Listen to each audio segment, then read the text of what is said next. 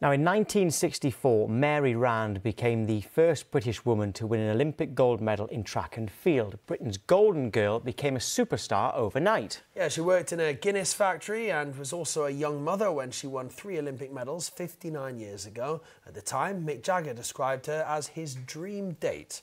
Rand has lived in America most of her life. We tracked her down and spoke to her from her home in Nevada.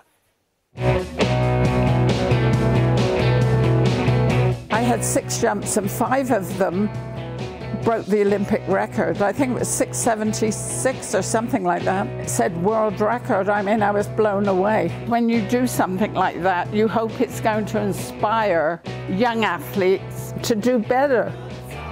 Mick Jagger, they asked him if he could go on a date with anybody, who would it be? And he said it would be me.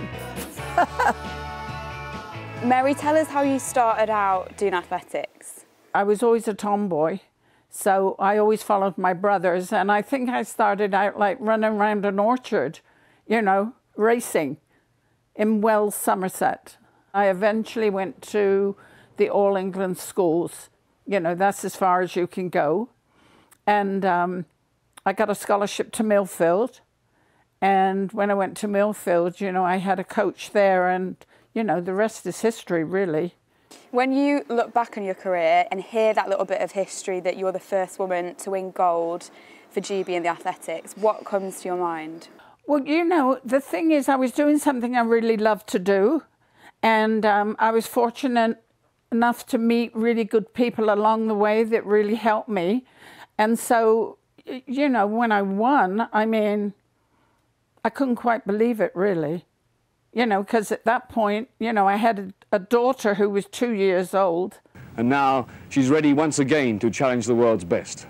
Her targets this year are the European Championships and the Empire Games. And I can just hear Mary coming. I think she's finished training. Hello, Mary. Would you mind taking Alison? She's a little bit heavy.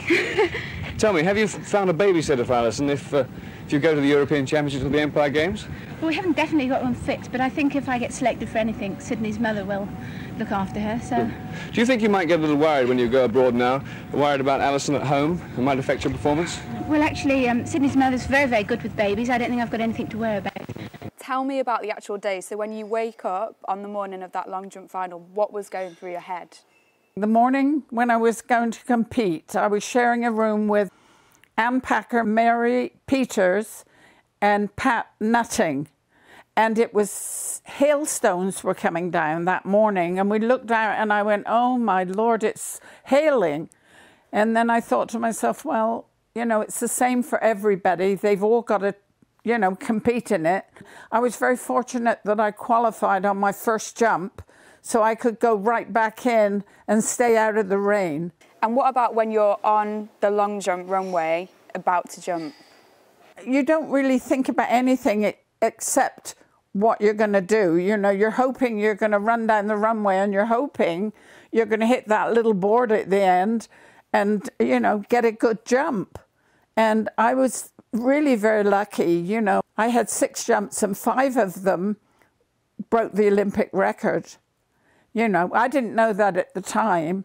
And, you know, when I came back and I had jumped the world record, I couldn't understand it because it was in meters, and back then, you know, we didn't do meters. When it went up on the board, I think it was 676 or something like that, you know, and then it said world record. I mean, I was blown away. And where are your medals now? Because they're not with you at the moment, right? They're at Millfield in Somerset, you know, and they've got a big display case. And it's really nice, you know, and I think that's where they belong because it is part of history. And I think that it might inspire young athletes, you know, when they see that, you know, to do better. So tell me about your work in the Guinness factory. I used to have a Lambretta, and I used to drive all over London on that thing. And I really went there because they would give me time off when I had an international meet, and they also paid me my salary, you know, when I was away. I was lucky. Guinnesses were amazing to me. Every lunchtime I had a half a Guinness. I heard that you met with the Beatles and Mick Jagger. Well, no, I was up at BBC one day and the Beatles were there. And, you know, I met two of them. I think I met Ringo and George. And, of course, I had Alison, who was 2 years old, and she had like a Beatles haircut. So it was kind of funny. Yeah, it was kind of funny. And then Mick Jagger, I never actually met him, but he quoted that, you know, they asked him, if you could go on a date with anybody, who would it be? And he said it would be me. So that was kind of... I don't know if that was good or bad, but anyway, that's what he said. So when you reflect on the Olympics and the history that you made, because it was a lot of history, how does that make you feel?